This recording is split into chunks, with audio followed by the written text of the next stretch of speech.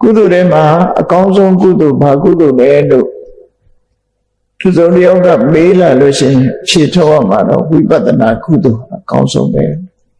လုံနိုင်တာမလုံနိုင်တာအသာထားအကောင်းဆုံးဆိုတာတော့သိရပါမယ်လူတွေဝှစင်နေကြတဲ့ယရဏပစ္စည်းတွေနဲ့ဘယ်ယရဏဟာတန်ဖိုးရှိဆုံးလဲဆိုတော့လူတွေသိကြဝှစင်နိုင်တာမဝှစင်နိုင်တာအသာထားဘယ်ယရဏဟာတန်ဖိုးကြီးမားဆုံးဆိုတာတော့သိချတာပဲမဟုတ်လားအဲ့တော့မျိုးလို့ပဲမြတ်စွာဘုရားသာသနာတော်နဲ့ကြုံတွေ့တဲ့အချိန်မှာအကောင်းဆုံးကုသိုလ်အလုပ်ဟာဒါနကုသိုလ်လားသီလကုသိုလ်လားသမထကုသိုလ်လားလို့မေးလို့ရှိရင်မဟုတ်ဘူးဝိပဿနာကုသိုလ်ဟာအကောင်းဆုံးလို့အကောင်းဆုံးလို့ပြောတဲ့ဖြင့်တန်ကျန်တဲ့အလုပ်တွေမလုပ်ရဘူးမဟုတ်လုပ်ရမှာလေလောကလူတွေဟာကောင်းတဲ့ကောင်းတာရှားနေကြတဲ့အခါတရားဓမ္မနဲ့ပတ်သက်လာလို့ရှိရင်ကောင်းတဲ့ကောင်းတာရှားရမှာနော်စီးပွားလုပ်ပြီးဆိုတဲ့ကလည်းအကျိုးအမြတ်များတဲ့များတာလိုက်ပြီးရှားကြအဲ့ဒါလိုပဲဘုရားသာသနာတော်နဲ့ကြုံတွေ့တဲ့အခါဒါနကုသိုလ်လေးနဲ့ကျင့်တတ်မနေနဲ့အောင်သီလကုသိုလ်လေးနဲ့ကျင့်တတ်မနေနဲ့အောင်ကျင့်တတ်မနေနဲ့ဆိုတာဒါနသီလပြည့်စုံပြီးတဲ့နောက်ဆက်လို့အောင်လို့ဆိုလိုတာနော်ဒါနကိုပြည့်ပယ်ရမှာပြောတာမဟုတ်ဘူးသီလကိုပြည့်ပယ်ရမှာပြောတာမဟုတ်ဘူးကိုယ်မှာဒါနကုသိုလ်တွေရပြီသီလကုသိုလ်တွေရပြီသမထကုသိုလ်တွေရပြီဆိုလို့ရှိရင်အကောင်းဆုံးကုသိုလ်မရသေးဘူးလို့ပြောမှာကုသိုလ်တော့ရပြီအကောင်းဆုံးကုသိုလ်မရသေးဘူးအကောင်းဆုံးကုသိုလ်ပါလဲဆိုဝိပဿနာကုသိုလ်ဝေလမသုတ်တံမှာမြတ်စွာဘုရားဟောထားတဲ့ကုသိုလ်ကောင်းမှုတွေထဲမှာအဆင့်ဆင့်ဘယ်ကုသိုလ်နဲ့ဘယ်ကုသိုလ်ကကောင်းတယ်ဆိုတာကိုဟောသွားတယ်ထင်မယ်ဒါနကုသိုလ်တွေမှာကျောင်းဆောက်ပြီးတော့လှူတဲ့သတ္တုဒ္ဒိတသံဃာအရလေးမျက်နှာကကြွလာတဲ့သံဃာတော်တွေကိုရည်စူးပြီးတော့တန်ခိကကျောင်းဆောက်လို့လှူဒန်းတဲ့ဒါနကုသိုလ်ဟာကုသိုလ်တွေမှာဒါနကုသိုလ်တွေမှာအကောင်းဆုံးသူဆိုကျောင်းမဆောင်နိုင်တော့တို့အကောင်းဆုံးကုသိုလ်မရဘူးလို့စိတ်ပဲပူနေကျောင်းဆောင်လှူတဲ့ကုသိုလ်ကောင်းမှုတွေကောင်းတဲ့ကုသိုလ်ရှိသေးလားလို့ဆိုခုနကစောင့်တည်လိုက်တဲ့ဘုဒ္ဓံတရဏံကိစ္ဆာမိဓမ္မံတရဏံကိစ္ဆာမိတရဏဂုံစောင့်တည်ရတဲ့ကုသိုလ်ပိုကောင်းနေတယ်မြတ်စွာဘုရားဟောနော်ကျောင်းဆောင်လှူတဲ့ကုသိုလ်တဲ့တရဏဂုံကိုစောင့်တည်တဲ့အခါမှာထုံးစံအတိုင်းမို့ဆိုတာမဟုတ်ဘဲနဲ့စိတ်ထဲကနှစ်ကမျက်နိုးမိမိရဲ့ဘဝကိုဘုရားကိုအနမရဲတရားကိုအနမရဲတန်ခါကိုအနမရဲဆိုဘုရားတရဏံကိစ္ဆာမိဘဝကိုစွန့်ပြီးအသက်နဲ့ခန္ဓာကိုစွန့်ပြီးတော့ဘုရားကိုကိုးကွယ်တယ်ဆိုတဲ့ကုသိုလ်ဟာကျောင်းဆောင်လူတဲ့ကုသိုလ်ကပြင်မဲ့ကပစ္စည်းငွေကြေးတနာကိုစွန့်တာဖြစ်တယ်တရဏဂုံစောင့်တည်လိုက်တာကျတော့ကိုယ်ဘဝခန္ဓာကိုစွန့်လို့တာပဲဖြစ်တယ်အသက်ကိုစွန့်တာဖြစ်တယ်ဒါကြောင့်မို့အဲ့ဒီကုသိုလ်ကမြတ်တယ်လို့ပြောတာနော်ဒါကအဲ့ဒီတရဏဂုံစောင့်တည်တဲ့ကုသိုလ်တဲ့တရဏဂုံစောင့်တည်ပြီးတဲ့အခါမှာငါးပါးသီလထပ်ပိုးပြီးစောင့်တည်လိုက်တဲ့ကုသိုလ်သီလကုသိုလ်ပို့မြတ်လာတယ်အဲ့တော့ခုနကအမြတ်တယ်ဆိုတဲ့ကုသိုလ်တွေရကျောင်းဆောင်လို့တဲ့ကုသိုလ်တဲ့မြတ်တဲ့တရဏဂုံစောင့်တည်ခြင်းငါးပါးသီလခံယူခြင်းဆိုတဲ့ကုသိုလ်တို့ရတာမန်တရားမဟုတ်ခင်တို့စောင့်တည်နေကြတာတရဏဂုံနဲ့သီလလို့မအောင်မေ့နဲ့တန်ဖိုးကြီးမားတယ်ဆိုတာကိုသတိထားဖို့မြန်မာနိုင်ငံမှာတစ်ချိန်တုန်းကကြောက်စိမ့်ဆိုတာကိုသိပြီးခင်မစားခဲ့တဲ့အချိန်တကြီးဝါကြီးတွေတော့သိကြတာနော်ကြောက်စိမ့်ဆိုတာတန်ဖိုးရဲ့လို့သိမရှိအဲကြောက်စိမ့်တို့တွေကရေတွင်နာတို့လေကခုံနာတို့မှာဒီတိုင်းပဲကြောက်တုံးတစ်ခုအနေနဲ့ရှိနေအဝတ်ဖို့ကြတယ်အဲကြောက်စိမ့်တို့မို့လေကခုံမတက်ဖို့ကြောက်ပြားဖြစ်ချထားကြတယ်တစ်ချိန်လုံးကတကယ် နောက်မှကြောက်စိမ့်နေဈေးတက်လာတယ်ဆိုသိမှကြာသေးတာကြောက်စိမ့်ခစ်စားလာတာသိမကြဘူးနည်းနည်းသတိထားမိတဲ့လူတွေသိပါလိမ့်မယ်အခုဆိုတာတော့ကြောက်စိမ့်ဆိုတာတော့အခုကလူတိုင်းသိတဲ့အနေထားမျိုးရှုပ်ဝက်စကားနဲ့ပြောတဲ့အခါမှာကဲနဲ့ဒုံလို့ပြောတယ်နော်ဒုံနဲ့ကဲလိုက်ရှာနေကြတယ်လူတွေဒုံဆိုတာတစ်မွေးကဲဆိုတာကြောက်စိမ့်တမိုးကြီးမှန်သိလာတဲ့အခါကျတော့ဒုံနဲ့ကဲလိုက်ရှာတယ်ဒီချိန်တုန်းကဘုန်းကြီးတို့သတိထားမိတယ်ဒုံနဲ့ကဲလိုက်ရှာကြတယ်ဆိုရှုပ်ဝက်စကားတစ်ခုဖြစ်လာပြီနော်လွန်ခဲ့တဲ့နှစ်40လောက်ကဖြစ်လိမ့်မယ်ခဏခေတ်ကြတော့ကြောက်စိမ့်ဟာရှေ့တန်းရောက်လာလိုက်တယ်ဘုန်းကြီးတို့တီကိုနေတော့ကကြောက်စိမ့်ဆိုတာအတမိုးမှမရှိဘူးတီကိုမှကြောက်စိမ့်တတ်မိုးမရှိဘူးမေးကြည့်တယ်သူတို့စီမှာကြောက်စိမ့်ကိုဈေးမေးကြည့်လို့နော်ကြောက်စိမ့်ကစင်းနဲ့တော့မပါဘူးသူတို့စီမှာတစ်ချိန်တုန်းကလည်းမြန်မာနိုင်ငံမှာစင်းနဲ့ပါတာဟုတ်နောက်ပိုင်းကျမှကြောက်စိမ့်တွေကတမိုးတက်လာလိုက်တာအဲ့တော့လောကီပစ္စည်းဆိုတာတမိုးရှိတာမရှိတာအချိန်ခါလိုက်ပြီးတော့ဖြစ်လာတာလည်းဖြစ်တယ်ပေါ့အဲ့ဒီလိုတမိုးတွေတက်လာတယ်လို့ပဲကုသိုလ်ကောင်းမှုတွေနဲ့ပတ်သက်လာတဲ့အခါမှာလည်းပဲကုသိုလ်ကောင်းမှုကတော့ဘယ်ကုသိုလ်နဲ့ပဲဟာထာဝရကုသိုလ်တွေဟာတမိုးကတက်နေတာဒါနကုသိုလ်တဲ့ကျောင်းဆောင်တူတဲ့ဒါနကုသိုလ်တဲ့တရဏဂုံကုသိုလ်ကမြတ်တယ်တရဏဂုံနဲ့၅ပါးသီလထပ်ပိုးလိုက်ရင်ပိုမြတ်တယ်ဒါဖြင့်အဲ့ဒီကုသိုလ်ရဲ့မြတ်သေးလားလို့မြတ်တဲ့ကုသိုလ်ရှိသေးလားဆိုရှိတယ်ဘာလို့ထားတော့မေတ္တာပွားတာကိုယ့်ရင်ထဲမှာမုန်းတရားကင်းစင်သွားအောင်တပည့်သားအဆင်ပြေပါစေတို့ဟာဒီချမ်းသာကြပါစေဆိုတဲ့မေတ္တာပွားတဲ့မေတ္တာဘာဝနာကုသိုလ်ကတရဏဂုံသီလတဲ့ပုံမြတ်တယ်တမိုးပူကြီးလာတယ်လို့ဆိုလို့ယရဏပစ္စည်းတွေလည်းတစ်ခုတည်းတစ်ခုပိုတတ်မိုးကြီးလာအဲ့ဒါလိုပဲကုသိုလ်ကောင်းမှုမှလည်းတမိုးကြီးတယ်ကြီးလာဒါဖြင့်မေတ္တာဘာဝနာပွားတဲ့ကုသိုလ်တဲ့မြတ်တာရှိသေးလားဆိုရှိတယ်ဟာလို့ဆိုရင်အနိစ္စတင်ညာမမြဲဘူးလို့ရှုမှတ်ပွားများတဲ့ဝိပဿနာလို့ဆိုလို့အဲ့တော့ဝိပဿနာတရားဟာလုံးလို့ရတဲ့ကုသိုလ်တွေမှာကြောက်စိမ့်လို့တက်တဲ့ခါကြတဲ့ခါမျိုးမရှိဘူးအမြဲတမ်းအထိတ်မှာပဲရှိတယ်ဒီလိုမှတ်နော်အဲ့တော့ဆိုလိုတာကတော့ဝိပဿနာတရားပွားနည်းလေးသိပြီးတော့ဝိပဿနာသိရအောင်ဆင်ခြင်တတ်ဖို့ဆင်ခြင်လို့ရှိရင်ဝိပဿနာကုသိုလ်ကိုမှအပြည့်အဝကြီးမဖြစ်တာနည်းငယ်တော့ဖြစ်တာအဲ့ဒါလိုဖြစ်အောင်လုပ်နိုင်ပြီဆိုရင်မြတ်စွာဘုရားသာသနာတော်နဲ့ကြုံတွေ့ရကျိုးလည်းနတ်တယ်လူဖြစ်ရကျိုးလည်းနတ်တယ်လို့ဒီလိုပြောကိုမီလေးကုသိုလ်ထဲမှာတန်းကုန်သွားပြီလို့ပြောလုံးလို့ရတဲ့ကုသိုလ်ဟာဝိပဿနာကုသိုလ်ဟာအမြဲဆုံးပဲမဲ့ကုသိုလ်ဆိုတာလုံးလို့ရတဲ့ကုသိုလ်မဟုတ်ဘူးမျက်မှောက်ပြုရမယ့်ကုသိုလ်သာဖြစ်တယ်လုံးလို့ရတဲ့ကုသိုလ်ဝိပဿနာကုသိုလ်လုံးဖူးတယ်ဆိုရင်မရတာတော့ဒါတော့ကိုယ့်ရဲ့ပါရမီအနေထားအတိညာရဲ့စွမ်းဆောင်နိုင်မှုအနေထားပေါ်မှာမူတည်တယ်မရသေးလို့လည်းစိတ်ပူစရာမရှိဘူးသို့တော့ကိုယ်ဟာဝိပဿနာတရားလုပ်ဖူးတယ်ဆိုရင်တန်ဖိုးကမြင့်မာတော့ပေါ့နော်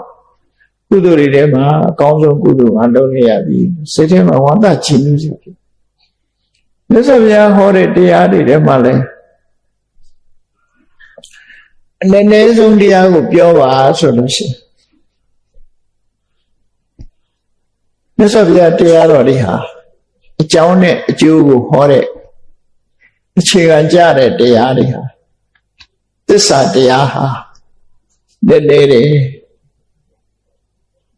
ထိုသစ္စာတရားဟာအလုံးဘုရားဘာသာဝင်သူတော်စင်တွေဇာဝနာဝရှိတဲ့အတိုင်းဒုက္ခသ သစ္စာသမုဒယသစ္စာနိရောဓသစ္စာမေဃသစ္စာတန်တရားထဲမှာလဲနေတာအကြောင်းနဲ့အကျိုးဒုက္ခနဲ့သမုဒယတန်တရားထဲမှာဘုန်းကြီးတို့တွေရထားတာဘာရတော့ဒုက္ခရအဲ့ဒီဒုက္ခဘာကြောင့်ရလဲသမုဒယဆိုတဏှာကြောင့်ရဒါတန်တရားထဲမှာအကြောင်းနဲ့အကျိုးအချင်းလေးပြောတာဒုက္ခချုပ်ငြိမ်းသွားတဲ့အဆင့်ကနိဗ္ဗာန်ဒုက္ခချုပ်ငြိမ်းကြောင်းကိုရတဲ့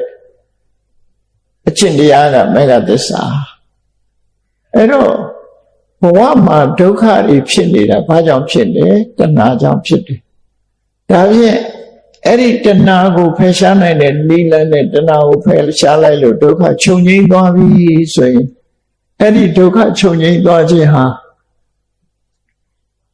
ဘုရားဝတ္တဝင်သူတော်စင်တို့ညွန်မှန်းကြတဲ့နိဗ္ဗာန်ပဲဖြစ်တယ်ပေါ့ဒါကြောင့်မို့နိဝတ္တိသစ္စာတဏှာကထွက်တဲ့အခါနိရောဓသစ္စာဆိုတဲ့နိဗ္ဗာန်ရဲ့ထိုနိရောဓသစ္စာကိုဆက်ရောက်စေနိုင်တဲ့အကျင့်တရားလို့ဆိုတဲ့မေဃသစ္စာအဲ့ဒါကနိဝတ္တိသစ္စာလို့ပဝတ္တိသစ္စာကနှစ်ခုနိဝတ္တိသစ္စာကနှစ်ခုအကျဉ်းချုပ်ပြောရမယ်ဒုဘာကြောင့်ဒုရတာဘာရတာတော့ဆိုဒုက္ခကိုရတယ်ဘသူကြောင့်ဒုက္ခရတာတော့ဆိုရင်တဏှာလောဘကြောင့်ဒုက္ခရကဲအဲ့ဒီနေရာမှာတခြားဘာသာဝင်တွေကရောဒီလိုအဖြစ်ထုတ်သလားတခြားဘာသာဝင်တွေကလူဖြစ်တယ်လောကမှာလူဘဝရလာတယ်ဘသူကြောင့်ရတာတော့ဆိုဘုရားသခင်ဖန်ဆင်းလို့ရတယ်ဟောအကြောင်းချင်းမတူဘူးလေဘုရားသခင်ဖန်ဆင်းလို့သူဖြစ်တယ်ဘုရားသခင်ဖန်ဆင်းလို့လောကကြီးဖြစ်ပေါ်လာတယ်ဘုရားဘာသာကဘုရားသခင်ဖန်ဆင်းလို့ဆိုတာမဟုတ်သမုဒိယလို့ခေါ်တယ်ဒုက္ခဖြစ်ကြောင်းသမုဒိယလို့ဆိုရင်ကိုယ့်ရင်ထဲမှာဖြစ်တဲ့တွေ့တာမှုဆိုတဲ့တဏှာဟာဒုက္ခရခြင်းအကြောင်းပဲဘုရားသခင်လို့ပြောလိုက်တာအပြင်ဘက်ကဟာကိုပြောတာဖြစ်တယ်ကိုယ့်ရင်ထဲဟာပြောတာမဟုတ်ဘုရားဘာသာကျတော့ကိုယ့်ရင်ထဲကအကြောင်းပဲရှာတယ်အပြင်ကအကြောင်းမရှာနော်ကိုယ့်ရင်ထဲမှာတွေ့တာမှုတွေရှိနေကိုယ်ရမှာဒုက္ခအဲ့ဒီဒုက္ခတွေငြိမ်းသွားတဲ့အဆင့်ကိုနိရောဓလို့ခေါ်တယ်အဲ့ဒီနိရောဓဆိုတဲ့နိဗ္ဗာန်ရောက်ကြောင်းတရားဟာအကြောင်းတရားဖြစ်တဲ့တဏှာကိုဖယ်ရှားနိုင်တဲ့မက္ခ၈ပါးအချင်းတရားဆိုတာအမှန်သမ္မာဒိဋ္ဌိအမှန်မြင်ခြင်းသမ္မာသင်္ကပ္ပမှန်ကန်စွာတွေ့တော်နိုင်ခြင်းသမ္မာဝါစာသမ္မာကမ္မန္တသမ္မာအာဇီဝမှန်ကန်စွာပြောဆိုခြင်းမှန်ကန်စွာပြုလုပ်ခြင်းနဲ့မှန်ကန်တဲ့အသက်မွေးမှုသမ္မာဝေယမမှန်ကန်စွာကြိုးပမ်းအထောက်ခြင်းသမ္မာတတိမှန်ကန်စွာအမှတ်ရခြင်းနဲ့သမ္မာသမာဓိမှန်ကန်စွာစိတ်တည်ငြိမ်ခြင်းလို့ဆိုတဲ့ဒီအမှန်ရှိချက်ဟာသမုဒိယကိုဖယ်ရှားပြီးတော့နိရောဓကို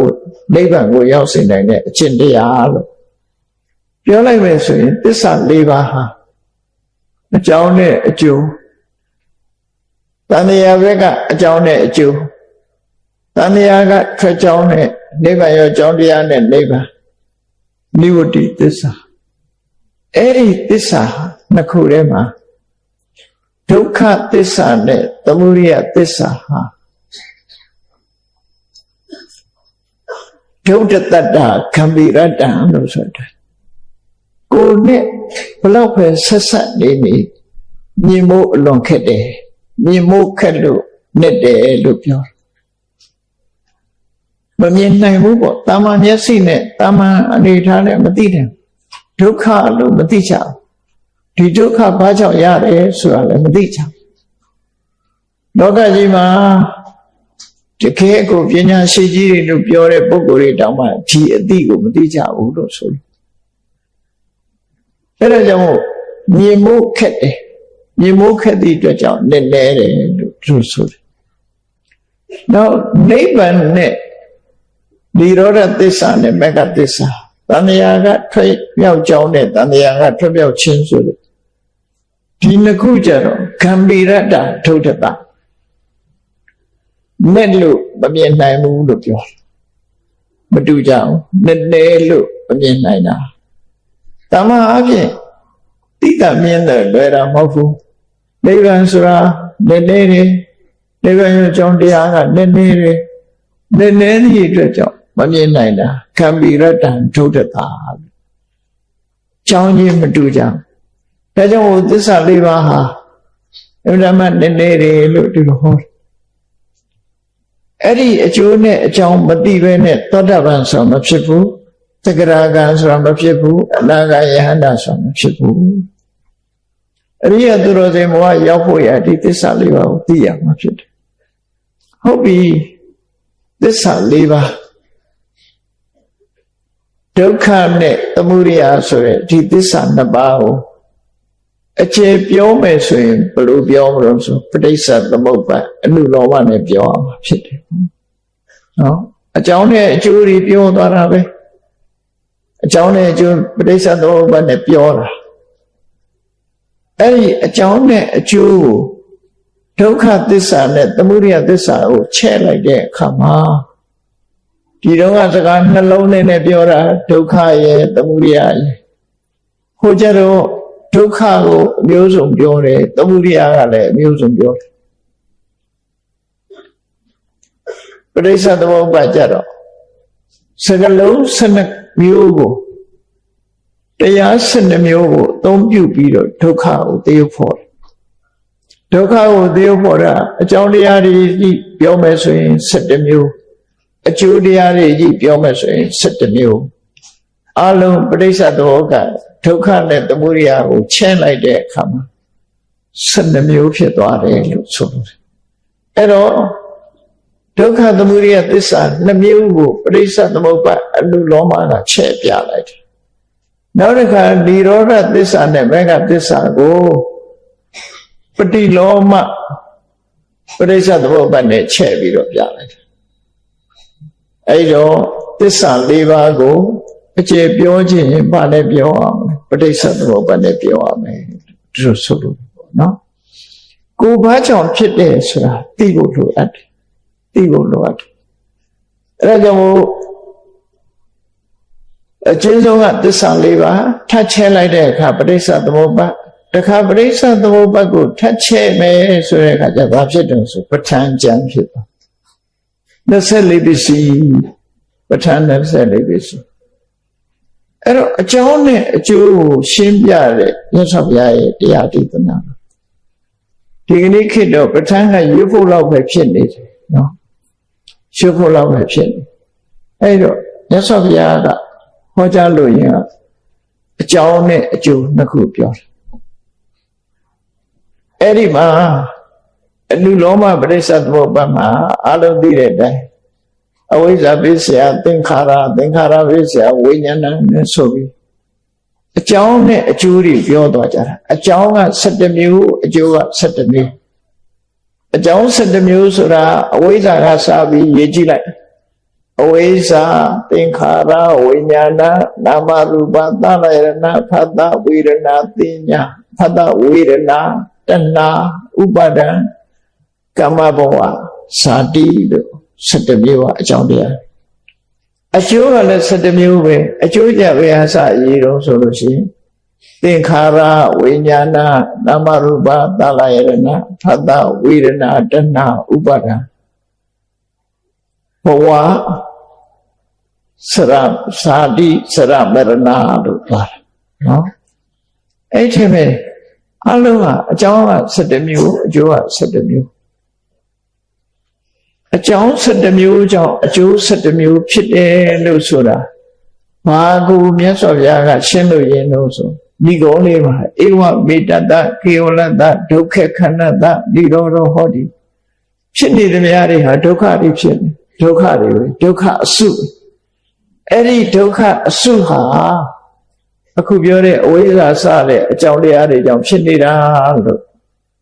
ဘုရားသခင်ဖန်ဆင်းလို့ဆိုတာမဟုတ်ဘူးအကြောင်းပဲဖြစ်လာတယ်ဆိုတာလည်းမဟုတ်ဘူးအတိတ်ကလှုပ်ခဲ့လို့ဖြစ်တယ်ဆိုတာလည်းမဟုတ်ဘူး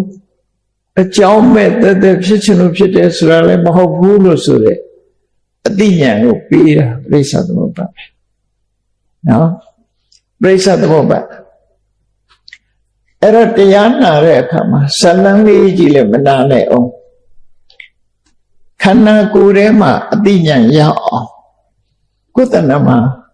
ဘာတွေဖြစ်နေတယ်ဆိုတာရှင်းရှင်းလေးသိရအောင်ပရိစ္ဆသမုပ္ပါဒေသနာကဘာကိုပြောတာလဲဆိုရင်ဒုက္ခနဲ့သမုဒယကိုချက်ပြောတယ်လို့သူမှတ်နော်ဒါဖြင့်တို့တွေလောကကြီးမှာဘာတွေရတာတော့ဆိုဒုက္ခပဲရဘယ်သူကြောင့်ရတာတော့ဆိုသမုဒယကြောင့်ဒါဖြင့်အဲ့ဒီဒုက္ခတွေကဘာတွေတော့သမုဒယကဘာတွေတော့ဆိုရင်ဟောပရိစ္ဆသမုပ္ပါနဲ့ပြောလို့ရတယ်ကဲအဲ့ဒါလေးကိုရှင်းရှင်းလေးနားလည်အောင်အရက်သုံးစကားလေးနဲ့ပြောကြည့်အောင်ပရိစ္ဆသမုပ္ပါဆိုတာတန်တရားကိုရှင်းပြတာဖြစ်တယ်တန်တရားကိုရှင်းပြတာဟာဘဝတစ်ခုကိုဘယ်သူတွေကဖန်တီးနေလဲဘာတွေကဖန်တီးတော့ဆိုရင်ကိလေသာနဲ့ကံကဖန်တီးတယ်ကိလေသာနဲ့ကံဒီပေါင်းစပ်ပြီးတော့အကျိုးတရားကိုထုတ်လို့တယ်ဥပမာတရေပင်ကိုဘယ်သူဖန်တီးတာလဲတရေစိတ်ကဖန်တီးတယ်နော်လက်တွေ့ချိလိုက်တရေစိတ်ကနေဖြစ်တယ်ဒါဖြင့်တရေစိတ်ကဘယ်သူနဲ့ပူးပေါင်းပြီးတော့တရေပင်ဖြစ်အောင်လုပ်တော့မြေနဲ့ရေနဲ့ပေါင်းပြီးလုပ်တယ်တရေစိတ်ကြီးလည်းမဖြစ်ဘူးမြေရေကြီးလည်းမဖြစ်ဘူးဟုတ်လားအဲ့တော့တရေစိတ်လေးရဲ့မြေရဲ့ရေရဲ့ပေါင်းလိုက်တဲ့အခါကျတော့တရေပင်ကြီးပေါင်းအဲ့ဒါလိုပဲဘုန်းကြီးတို့တွေဘဝဆိုတာဘယ်သူကထုတ်လုပ်တာလဲကံနဲ့ကိလေသာနဲ့ကံနှစ်ခုပေါင်းပြီးတော့ထုတ်လုပ်ကြထုတ်လုပ်လိုက်လို့ဘဝရောက်တယ်ဘုရားသခင်ဖန်ဆင်းတာလည်းမဟုတ်ဘူးနော်သူဖြစ်ခြင်းလို့ဖြစ်တာလည်းမဟုတ်ဘူးအကြောင်းပဲဖြစ်တာမဟုတ်ဘူးဘုရားဘာကြောင့်ဖြစ်တာတော့ဆိုအခုပြောတဲ့အကြောင်းတရားတွေကြောင့်ဖြစ်တယ်မှန်ကန်တဲ့အကြောင်းတရားတွေကိုသိရှိနားလည်ခြင်းဟာအတ္တမအရေးပါတယ်ကျောင်းမှာဆိုလို့ဘုန်းကြီးတို့တွေမှာလူတရားကယောဂရတယ်ဆိုတော့ယောဂဖြစ်တယ်ယောဂတော့တွေ့ဒီယောဂဘာကြောင့်ဖြစ်တယ်လဲအကြောင်းကိုရှာအကြောင်းတွေ့ပြီဆိုမှအကြောင်းကိုတတ်လိုက်တဲ့အခါယောဂပြောက်သွားအကြောင်းမတွေ့ဘဲနဲ့စိတ်တိုက်လို့မရဘူးလေအဲ့ဒီအကြောင်းကိုညှိရတယ်အကြောင်းကိုညှိမှအကျိုးဆိုတဲ့ဟာပြောက်ထို့တူပဲဘုန်းကြီးတို့တွေလူဘဝရလာကြတယ်ရလာတဲ့လူဘဝဟာဥကျင်နာခြင်းသိခြင်းဆွေးဆင်းဒုက္ခတွေနဲ့ကြုံနေလို့ဒုက္ခကိုရလာတာဖြစ်တယ်ကျင့်တဲ့ဆရာမကောင်းတဲ့ရတာဖြစ်တယ်ဘာကြောင့်ရတာတော့လို့အကြောင်းတရားရှာလိုက်တဲ့အခါမှာသမုဒိယကြောင့်ရတယ်အဲ့ဒီသမုဒိယကိုပဲကျင့်ချက်လိုက်တော့ကံနဲ့ကိလေသာကြောင့်ရတယ်လို့သူပြောနော်ကံကိလေသာသည်အကြောင်းတရားကံကိလေသာကိုတပည့်တော့မတွေးပါဘူးလို့ပြောနေ့စဉ်ဘဝမှာကြည့်လိုက်လူချင်းစရာတွေးလိုက်ရင်လောဘဖြစ်တယ်မုန်းတိစရာတွေးရင်ဒေါသဖြစ်တယ်နော်အမှန်မသိရင်မောဟဖြစ်တယ်လူချင်းမနာလိုတဲ့စိတ်တွေဖြစ်တယ်ဟောမကောင်းတဲ့စိတ်ဓာတ်တွေတစ်ဖက်သားကိုဒုက္ခပေးခြင်းနဲ့စိတ်ဓာတ်တွေတစ်ဖက်သားကိုဆင်းရဲဒုက္ခရောက်အောင်လုပ်ချင်တဲ့စိတ်ဓာတ်တွေမနာလိုတဲ့စိတ်တွေဝန်တူတဲ့စိတ်တွေအဲ့ဒါတွေကကိလေသာတွေပဲအဲ့ဒီမနာလိုတဲ့စိတ်နဲ့တစ်ခုလုံးလိုက်လို့ရှိရင်ကံဖြစ်သွားတယ်ကံဖြစ်တော့အောင်တွန်းထုတ်ပြီးပါဇက်ကထုတ်ပြောလိုက်တာဆိုရင်ဝစီကံဖြစ်သွားစိတ်ထဲကစိတ်ကူးရမနောကပါဇက်ကထုတ်ပြောလိုက်လို့ရှိရင်ကာယကဝစီကံဖြစ်တယ်ကိုယ်တမောဟတွေကြောင့်တောအားပေးပြီးတော့ဖြစ်လိုက်တာတွေကကံတရားလို့သူတို့ဆိုလို့တယ်နော်အဲ့တော့ကိုယ့်ရင်ထဲမှာဘုန်းကြီးတို့တွေနေ့စဉ်နဲ့အမျှဒီမျက်စိကမြင်လိုက်တဲ့အဆင်းအာရုံနဲ့ပတ်သက်ရဖြစ်စေနားနဲ့ကြားရတဲ့အတန်ပေါ်မှာပဲဖြစ်စေစိတ်ဝင်စားမှုဆိုတာဖြစ်လာ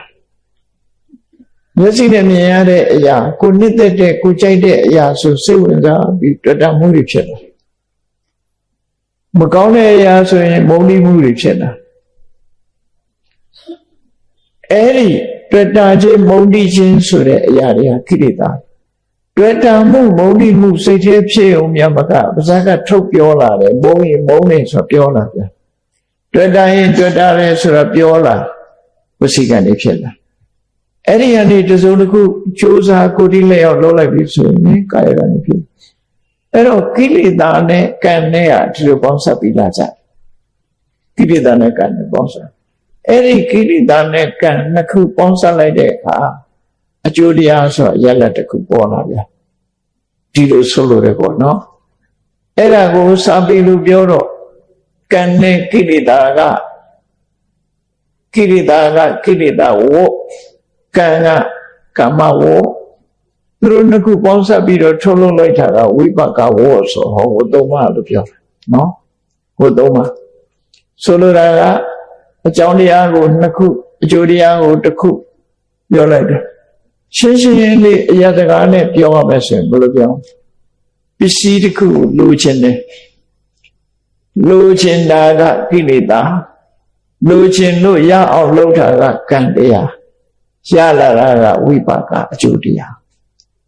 ဟုတ်မဟုတ်ကိုယ်အောင်စဉ်းစားကြည့်နော်မလိုချင်လို့မုန်းတိတယ်ဆိုတာ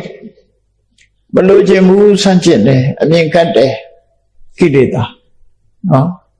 အမြင်ကတ်လို့အမြင်ကတ်တဲ့အတွေးတွေတွေးနေတယ်ကံအကျိုးတရားအနေနဲ့ဖြစ်ပေါ်လာတယ်မုန်းတိစိတ်တွေဖြစ်ပေါ်လာတယ်ဝိပါက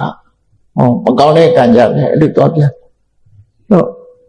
ကိလေသာရဲ့ကံရဲ့ဝိပါကဆိုအကျိုးရဲ့ဒါဟိုသုံးပါအဲ့လိုအကြောင်းကနေအကျိုးကိုဖြစ်တယ်ဆိုတဲ့ဟာဒါကိုလက်ပတ်ပြီးတော့ဖြစ်နေတတ်သောကြောင့်ဟိုသုံးပါဝတ္တရားဝတ်လို့ခေါ်ဝတ်ဆိုတာအဲ့ဒါကိုပြောတာနော်အဲ့တော့ပရိစ္ဆေသမုပ္ပါဆိုတာအဲ့လိုပဲကိလေသာနဲ့ကံကဘဝကိုထုတ်လုပ်တယ်ဆိုတာကိုအတိတ်ဘဝမှာအဝိဇ္ဇာဆိုတာကိလေသာသင်္ခါရဆိုတာကံအဝိဇ္ဇာဆိုတဲ့ကိလေသာနဲ့သင်္ခါရဆိုတဲ့ကံနှစ်ခုကပေါင်းစပ်ပြီးထုတ်လိုက်တဲ့အခါဝိညာဏဆိုတဲ့ပရိသေရိစိတ်လေးပေါ်လာဘဝမှာအစမိဘရဲ့ဝမ်းထဲမှာလူဆိုတော့မိခင်ရဲ့ဝမ်းထဲမှာပရိသေရိစိတ်လေးပေါ်လာအဲ့ဒီပရိသေရိစိတ်လေးနဲ့တွဲဖက်လာတဲ့နန္တရားတွေရှုပ်တရားတွေကြတော့ဝိညာဏပစ္စယနာမရူပံလို့ခေါ်တယ်နာမရူပပစ္စယသံဃာယရဏဘုန်းကြီးတို့တွေမှာမျက်စိပါလာတယ်နားပါလာတယ်နှာခေါင်းပါလာတယ်လျှာပါလာတယ်ကိုယ်ကာယပါလာတယ်စိတ်ဆိုရမနာတွေကိုယ်စိတ်ဆိုရမနာတွေပါလာမျက်စိနာနာလျှာကာယမနာဆိုတာအာရဏ6ပါးဆိုလိုတာကံနဲ့ကိလေသာပေါင်းစပ်ပြီးတော့ထုတ်လုပ်တဲ့ဟာတွေကဖြစ်လာလူ့ဘဝမှာဖြစ်လာအဲ့ဒါကိုအရာစကားနဲ့ပြောကြည့်အောင်ကံနဲ့ကိလေသာဟာခုဘဝကကံနဲ့ကိလေသာမဟုတ်ပဲနဲ့အတိတ်ကကံနဲ့ကိလေသာပရိစ္ဆေသမုပ္ပါကိုအဝိဇ္ဇာနဲ့သင်္ခါရကအတိတ်အကြောင်းဝိညာဏယုသလယရဏဖတ်တဝိရဏပစ္စုပန်အကျိုးတရားဒီဘဝတဏှာဥပါဒံကမ္မဘဝတဏှာဥပါဒံဘဝဒါကပစ္စုပန်အကြောင်းတရားနောက်ဖြစ်ပေါ်လာမဲ့ဇာတိနော်အနာခအကျိုးတရားလို့တန်တရားလည်းပတ်သွားတယ်အတိတ်တုန်းကဘာလုပ်ခဲ့လို့အခုဖြစ်တယ်အခုပစ္စုပန်မှာဘာလုပ်လို့နောက်ဘာဖြစ်မယ်ဆိုတာဒီသုံးဘဝကိုဆက်ဆက်ပြီးတော့ပရိစ္ဆေသမုပ္ပါဒေသနာဟောပြောလာမှာဖြစ်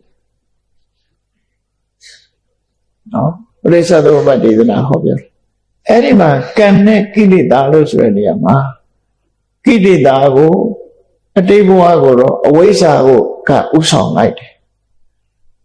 အဝိဇ္ဇာဥဆောင်လိုက်တယ်နောက်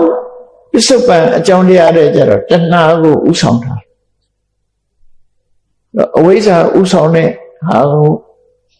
အဝိဇ္ဇာပစ္စယသင်္ခါရတွေမှာဟောနောက်ပစ္စုပန်အကြောင်းတရားကြတော့တဏှာပစ္စယဥပါရဏဥပါရဏပစ္စယဘောဆိုပြီးတဏှာကိုဥဆောင်ထားတယ်အဝိဇ္ဇာကကိလေသာ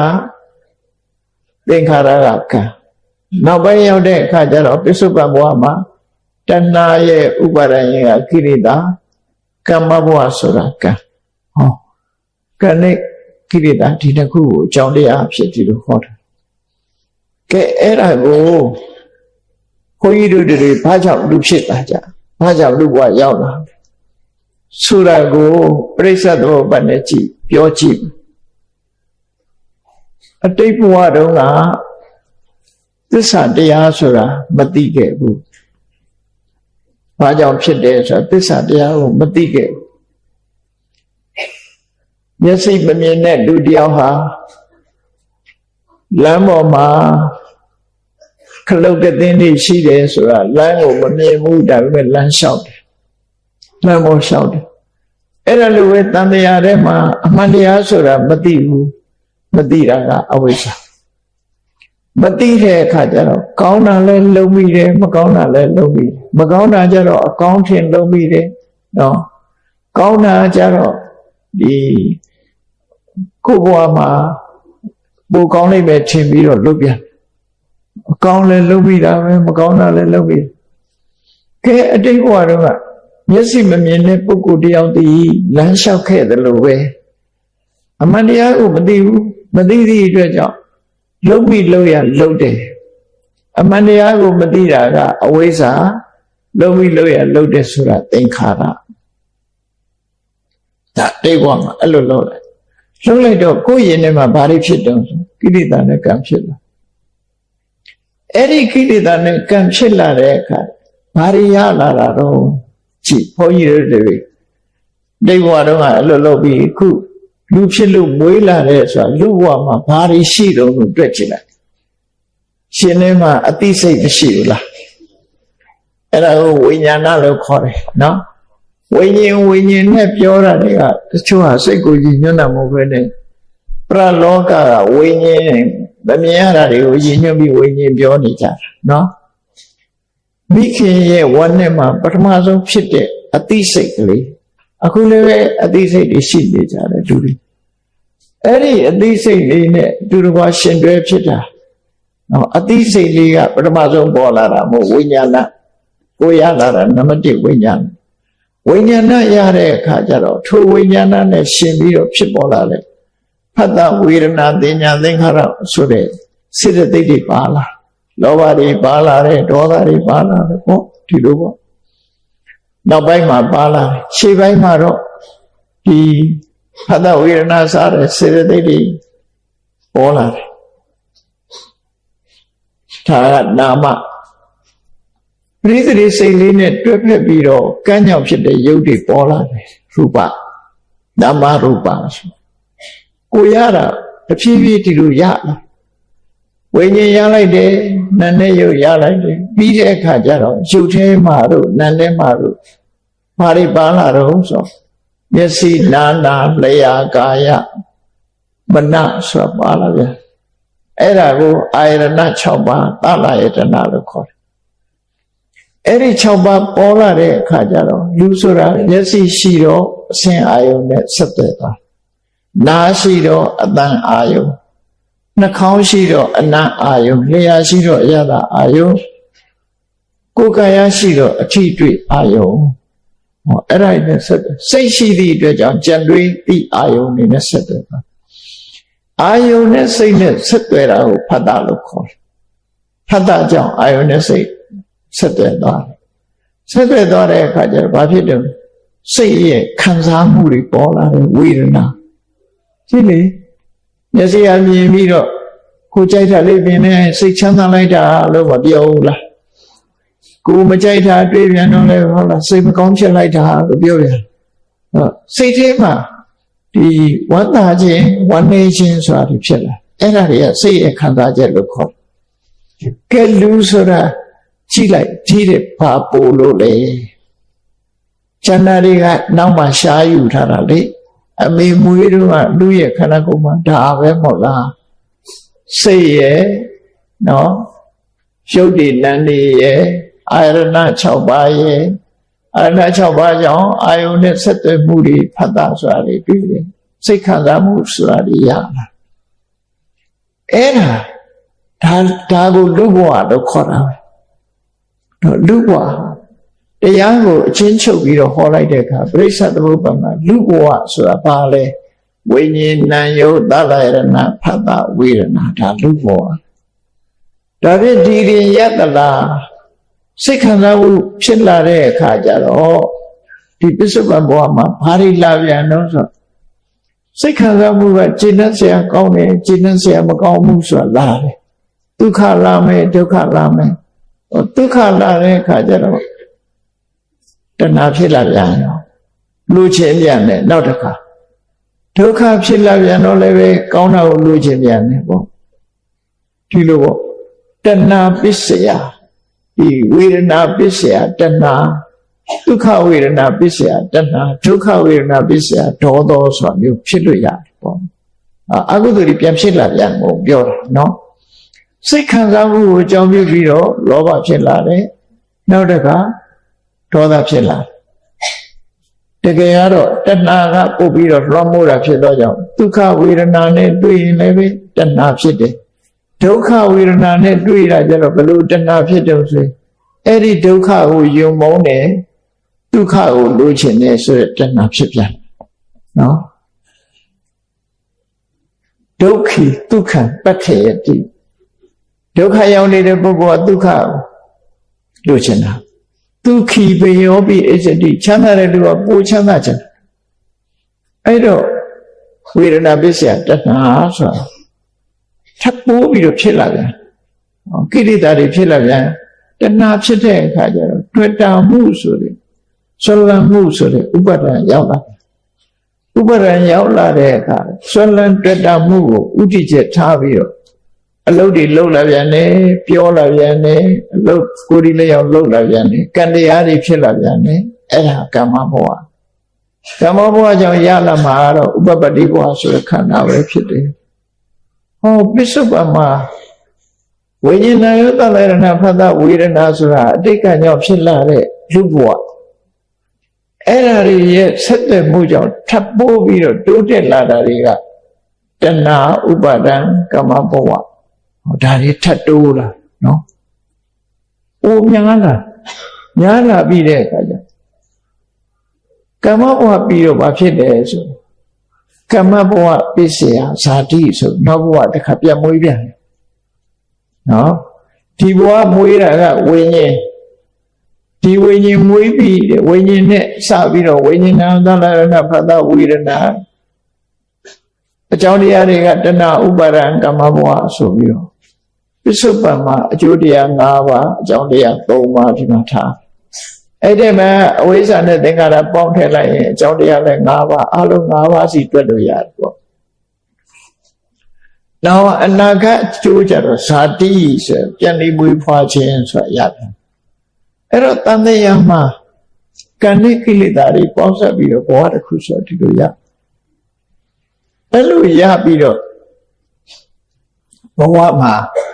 တန်တရားထဲမှာမစိုးနိုင်တဲ့တန်တရားခကြီးကိုမွေးလိုက်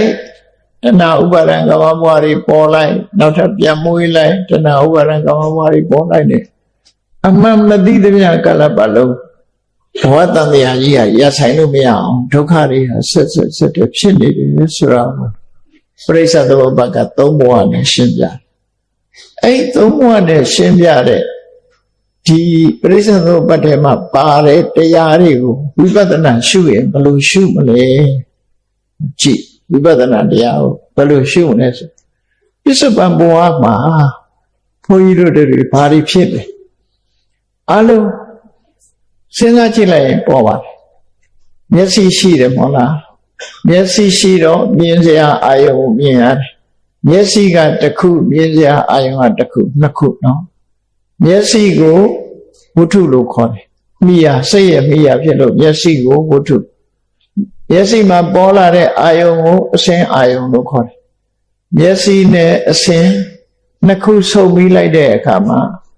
မြင်တယ်လို့ဆိုတဲ့စိတ်ပေါ်လာတယ်မြင်သိစိတ်ပေါ်လာတယ်မြင်သိစိတ်ပေါ်လာတယ်အဲ့လိုမြင်သိစိတ်ပေါ်လာတယ်နှစ်ခုဆုံပြီးခြင်းဟာဒီကမြင်သိစိတ်ပေါ်လာခြင်းကြောင့်မြင်သိစိတ်ကနေပြီးတော့အလုံးသုံးခုပေါင်းမိသွားတယ်မျက်စိရဲ့အစင်အာယုံရဲ့မြင်သိစိတ်ရဲ့သုံးအဲ့သုံးခုဆုံသွားတဲ့အခါမှာတေနံသင်္ကတိဖတ်တော်ဆိုပြီးတော့ဖတ်တာဝင်လာဖတ်တာဝင်လာတဲ့အခါမှာဖတ်တာကိုအကြောင်းပြုပြီးတော့စိတ်ခံစားမှုဆိုပေါ်လာတယ်ဖတ်တာပစ္စယဝေဒနာနောက်တစ်ခါဝေဒနာဖြစ်လာတဲ့အခါကျဒီနေရာမှာကမ္မထမ်းမရှုနိုင်ဘူးဆိုရင်ဘာဖြစ်လာတော့ဆိုဝေဒနာပစ္စယတဏှာတဏှာပစ္စယဥပါရဏဥပါရဏပစ္စယဘောဆိုဖြစ်သွားပြီအဲ့ဒီနေရာလေးမှာဝိပဿနာရှုရမယ်လို့သူပြောတယ်နော်အဲ့တော့ဝိပဿနာရှုတယ်ဆိုတာတခြားဟာကိုရှာရှုနေရတာမဟုတ်ဘူးဒီထဲမှာကြည့်ကိုယ်မှာမျက်စိဆိုတဲ့အစဉ်ဒီနာယုတ်ထဲမှာရုပ်အနေနဲ့ပါတယ်ဒီမျက်စိဆိုတဲ့စက္ခုဝတ္ထုရဲ့မျက်စိရဲ့မြင်လာတဲ့အစဉ်ရဲ့ဒီနှစ်ခုကယုံနှစ်ခုအဲ့ဒီယုံနှစ်ခုကိုပေါင်းစပ်ပြီးတော့ဆုံပြီးတဲ့အခါမှာမြင်သိစိတ်ဆိုတဲ့စိတ်ဖြစ်ပေါ်လာတယ်အဲ့ဒါကိုမြတ်စွာဘုရားကမ္မထာရှုဘယ်လိုနှလုံးသွင်းရမလဲမျက်စိဆိုတဲ့စက္ခုပတာရယုံလေးဟာမမြဲဘူးအဲ့ဒီမမြဲတဲ့စက္ခုပတာရယုံလေးနဲ့ထင်ဟပ်လာတဲ့အဆင့်အာယုံဆိုတာလည်းမမြဲဘူးမမြဲတဲ့စက္ခုပတာရရဲ့အစဉ်အာယုံရဲ့ထိုနှစ်ခုကိုပေါင်းစုံမှုခြင်းကြောင့်ဖြစ်ပေါ်လာတဲ့မြင်သိစိတ်ကလေးကလည်းမမြဲဘူးဟောတာဝိပဿနာရှုတဲ့နည်းပဲနော်ဝိပဿနာရှုလိုက်တယ်အဲ့လိုဝိပဿနာရှုလိုက်တဲ့အခါမှာဘာတွေးလာတော့ဆိုသုံးခုဆုံခြင်းကြောင့်ဖြစ်လာတော့ဖတ်တာအဲ့ဒီဖတ်တာဟာလည်းမမြဲဘူးဖတ်တာကြောင့်ဖြစ်ပေါ်လာတဲ့ဝေဒနာအဲ့ဒီဝေဒနာဟာလည်းမမြဲဘူးလို့ဝိပဿနာရှုရမှာဖြစ်တယ်အဲ့လိုရှုတဲ့အခါမှာမနိုင်တဲ့အခါကျဘာဖြစ်လာတတိလွတ်သွားပြီဆိုလိုက်တဲ့အခါမှာမြင်တဲ့အစင်းပေါ်မှာလူကလှတယ်မလှဘူးဆိုတဲ့အတွေ့တွေဝင်လာတတိလွတ်သွားရင်လှတယ်မလှဘူးဆိုတဲ့အတွေ့ဝင်လာတာနဲ့ဘာဖြစ်တော့ဆိုရင်နော်အစင်းအာယုန်နဲ့ပတ်သက်လာပြီးတော့စိတ်ခံစားမှုကจิตနှံ့မှုတွေဖြစ်လာတဲ့အခါအစဉ်အာယုံပေါ်မှာတွေ့တာမှုဆိုတဲ့တဏှာဖြစ်လာတဏှာဖြစ်လာပြီးတဲ့နောက်မှာဆွဲလန်းမှုဆိုတာဖြစ်လာတယ်ဆွဲလန်းမှုဆိုတာပေါ်လာပြီးတဲ့နောက်ရလို့မှုနဲ့ကြိုးပမ်းအထောက်မှုဆိုတဲ့ကမ္မဘဝတွေဖြစ်လာအဲ့ဒီ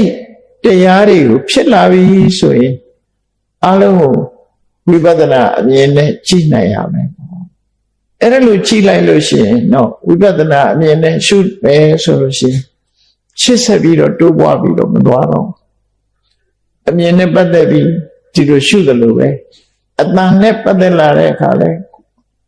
နာရဲ့အတန်ရဲ့ဆုံးလိုက်တဲ့အခါမှာ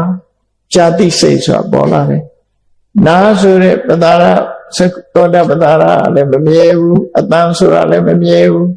မမြဲတာကိုနှစ်ခုကိုအကြောင်းပြုပြီးဖြစ်ပေါ်လာတဲ့ဇာတိစိတ်ဆိုတာလည်းမမြဲဘူးအဲ့ဒီသုံးခုဆုံလို့ဖြစ်လာတဲ့ဆက်သွယ်မှုဆိုတဲ့ဖတ်တာလည်းမမြဲဘူးဆက်သွယ်မှုကိုအကြောင်းပြုပြီးတော့စိတ်ခံစားမှုဆိုတာလေးတွေကလည်းမမြဲဘူးလို့ဒီလိုပြိဿသဘောဘတ်ထဲမှာဝိပဿနာရှုပြီးတော့ရှုမြင်သွားနိုင်ပြီဆိုလို့ရှိရင်ခုနဘာကိုတားလို့ရတော့ဆိုတဏှာမဖြစ်အောင်တားလို့ရတယ်ဥပါဒံမဖြစ်အောင်တားလို့ရတဏှာချုပ်သွားမယ်ဆိုရင်ဥပါဒံမလာတော့ဥပါဒံချုပ်သွားလို့ရှိရင်ကာမဘဝဆိုတာမလာတော့ကာမဘဝချုပ်သွားလို့ရှိရင်နောက်ဘဝဇာတိဆိုတာမလာယန္နာဖြစ်တယ်ဆိုတာကာမဘဝတို့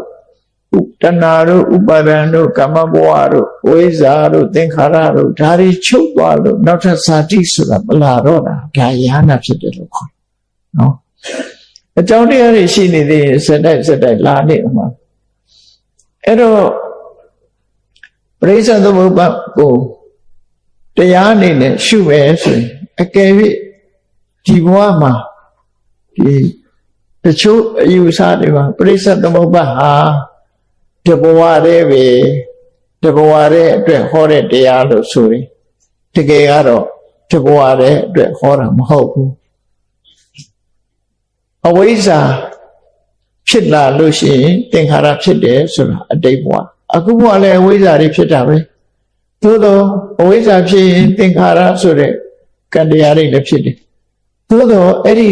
အဝိဇ္ဇာဖြစ်ခြင်းကြောင့်သင်္ခါရကနေပြီးသင်္ခါရဖြစ်စေဝိညာဏဆိုတာတော့လာလို့မရသေးဘူးကျွတ်တင်ပြီးတော့ရထားတဲ့ဘဝတစ်ခုဆိုပါစို့အဲ့ဒီလိုတဘဝတည်းသာပြောမယ်ဆိုလို့ရှိရင်စဉ်းစားကြည့်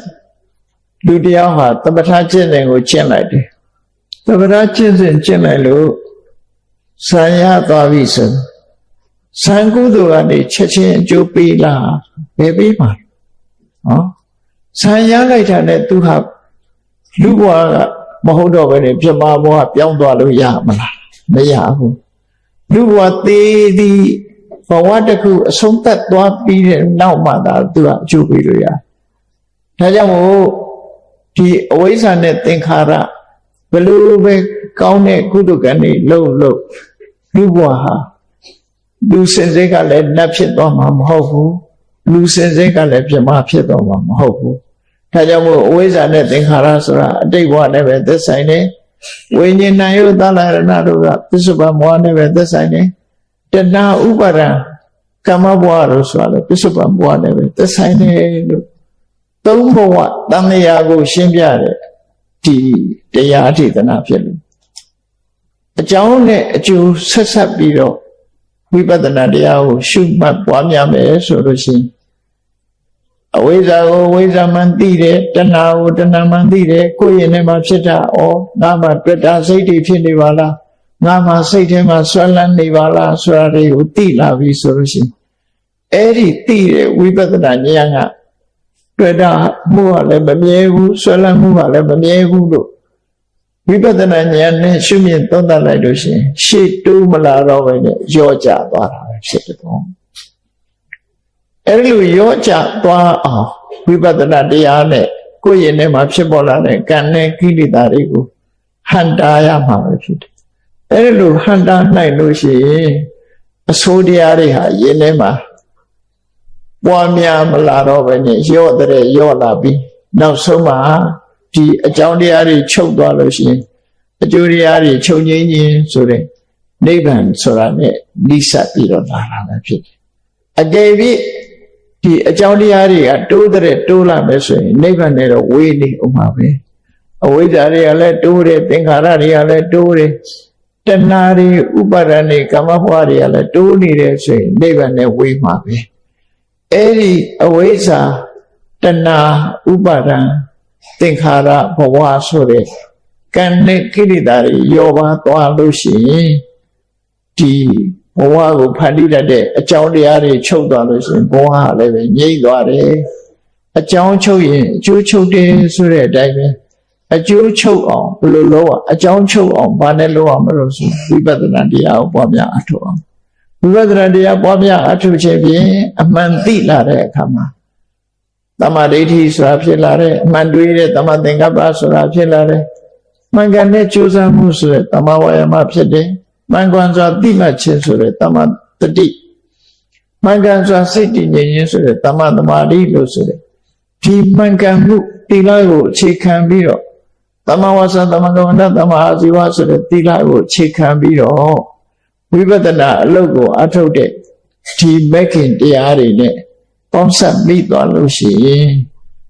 ကံနဲ့ကိလေသာတွေဟာချုပ်ငြိမ်းသွားရော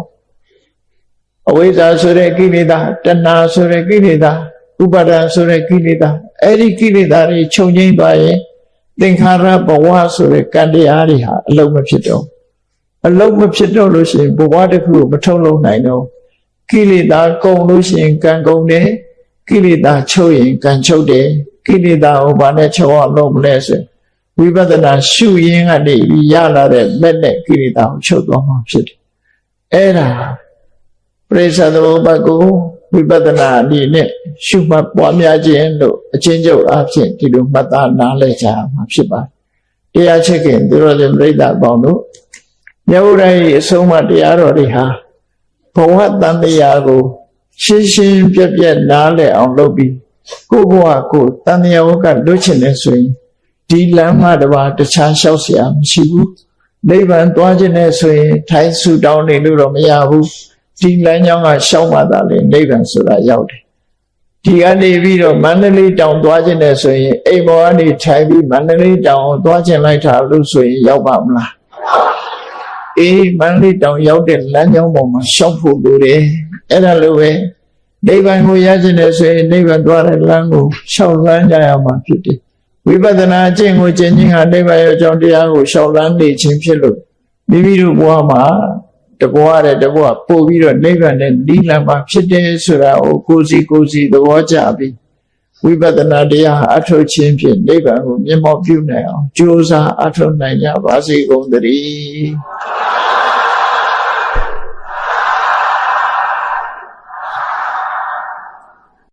မေတ္တာပို့ရအောင်တတ္တဝါများစွာဝေယံကွာချမ်းသာကြပါစေတတ္တဝါများစွာ